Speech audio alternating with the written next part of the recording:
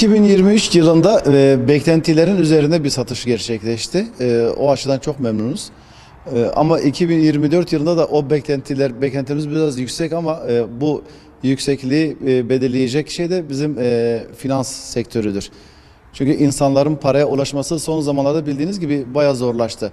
Eğer bu şekilde devam ederse sadece otomotiv sektörü değil bütün sektörleri vuracak. Çünkü paraya ulaşmak bayağı zor şu an bu durumda.